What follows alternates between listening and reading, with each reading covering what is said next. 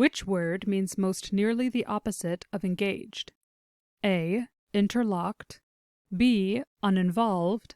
C. Freelance. D. Divorced. Or E. Malfunctioned. Let's begin by defining engaged. Although it can have several definitions, engaged generally means being busy or occupied or taking part in something. With this in mind, freelance and malfunctioned can be marked off, as they don't have anything to do with this definition, opposite or not. Interlocked, if anything, is similar to engaged, not its opposite. We are left with divorced and uninvolved.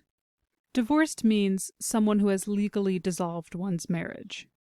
While engaged can mean someone who's decided to get married, they're still not quite opposites, especially when we take into consideration that the question is asking us which word is most nearly the opposite.